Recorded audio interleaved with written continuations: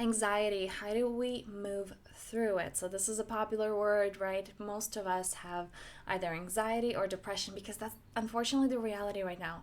Our nervous systems are so overloaded with everything that's going on.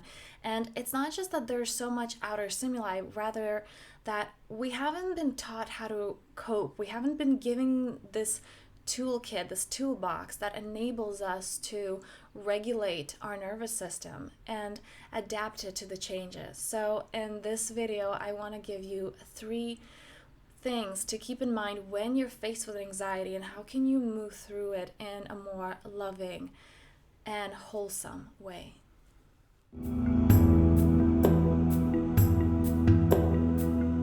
Okay, so because this is a big topic, and most of us are faced with these situations. I mean, therapists, coaches, everybody still experiences some level of anxiety. It's only human, it's normal. Animals experience anxiety, right? Whenever we feel threatened, whenever we feel lack of security, lack of stability. So, first of all, just it's completely normal, and it's not something to try to escape or reject, but rather just coming in relationship with. And this is really my first thing that I want to address here. The first thing to keep in mind that when you're experiencing anxiety, most people go into, I have to push it away, or I have to just snap out of it or move through it. And it's not an enemy. Just like any other emotion, right? People will have the same with anger or with hurt. Sometimes with happiness, when it feels like, oh, this isn't an appropriate time to be happy, and I just have to move through it, and there's something wrong with this emotion. Anxiety is not wrong. It's fantastic. It has its wisdom of something is making me uncomfortable. I do not feel safe right now. It is your emotions communicating to you. So the first point is really shifting that around of it's not me versus anxiety, it's me and anxiety versus this unsafe situation or these circumstances that are making me feel this way. And this is definitely, we can go into, okay, what are those thoughts that are creating this anxiety? But just whenever anxiety comes up, first of all, not to reject it, but rather befriend it, that it's a beautiful, vital part of you, and can you love it for what it is? Step number 2. Anxiety is this big umbrella term. So the way to move through anxiety in a more loving way, an efficient way as well, is rather than saying, I'm anxious right now. And this may be helpful, just tune into your body. Just take a deep breath and exhaling out. And a great thing to do is actually the count of 7 breaths. So you inhale into the count of 7, you hold to the count of 7, exhale out to the count of 7, hold again to the count of 7.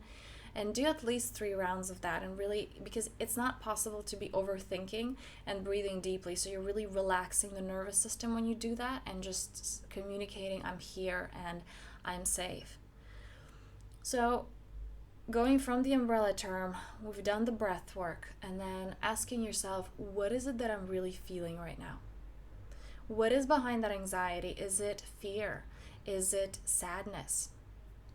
The importance of identifying what are those emotions. And here's an important part, that those emotions may very well be conflicting sometimes, and that's okay. We're not judging, we're not questioning, why am I thinking or feeling this? All feelings come from thoughts, but that's a whole separate topic. Why am I feeling this, right? We're not going into that. We're just acknowledging, this is what's coming up right now with curiosity. And sometimes, like I said, it can be conflicting. It'd be like, I love this person, I really hate them right now. Or it can be, I want this, but I also don't want this at all. And that's okay. And we can have these conflicting emotions. We're just noticing what is, and we're being present with. Because, like I said in that first part, a lot of the problems come not from the feelings and emotions themselves. It comes from that rejection of, this isn't right, this is not okay, I should not be feeling it, I should fight it. And it's in that fighting that process just gets so prolonged, because this is not okay. What I'm feeling is not okay. What's coming through me, the energy that's moving through me is not okay right now. Let's fight it. And we're fighting nature. We're fighting that which naturally comes through. While instead, if we just release and let go, it's not going to be a prolonged process. If we fully let it out, it's going to be expressed in a few seconds. I would say 5 minutes is really tops.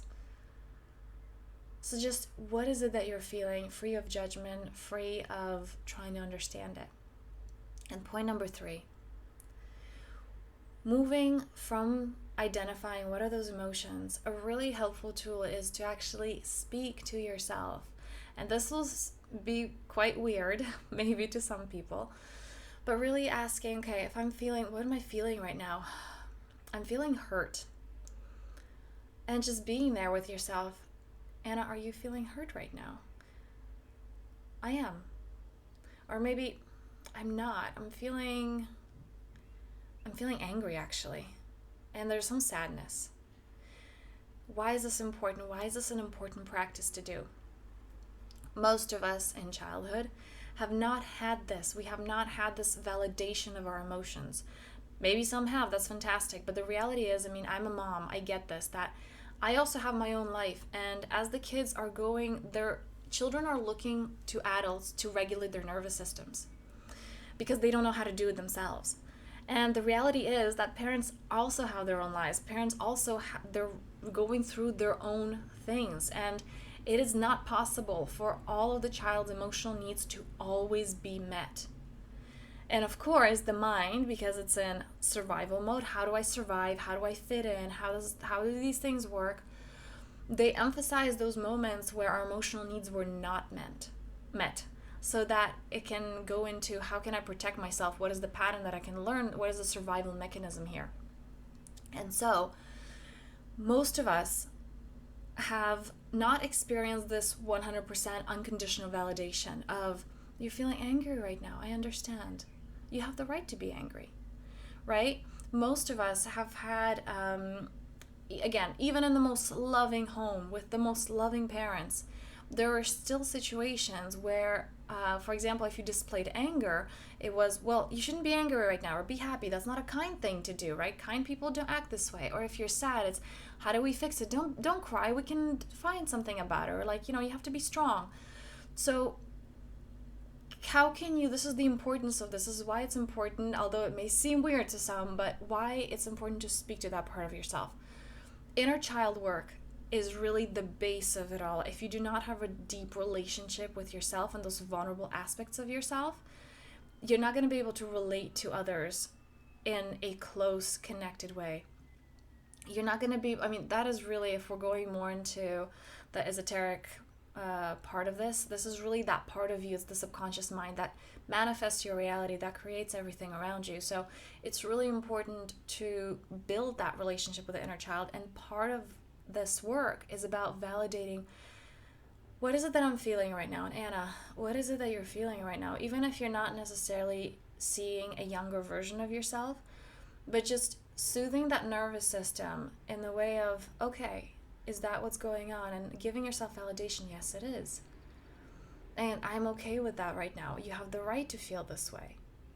Because so often we go into judgment. I shouldn't be falling apart, or I shouldn't be angry, or I should be a kind person. I should be there for others. And just being there with ourselves first. So those are the 3 steps that are, I trust you, that are going to help you to move through anxiety in a really different way. So first, just understanding that it's not an enemy, it's a friend. It's here to tell you that something's wrong. Number 2 is, instead of just labeling anxiety, can you get curious about it? What is really coming up for me? And number 3, how can you validate yourself? How can you be there holding yourself through this process in a loving and wholesome way? So if this is something that you need further support with, I strongly recommend my free gift that I have on the website, and that is, there's a heart connection. There's actually 3 practices that you can choose from, and it's completely free, but it will really support you in creating that inner connection that is just so crucial in our daily lives. So on this note, I thank you guys for watching, and have a powerful day.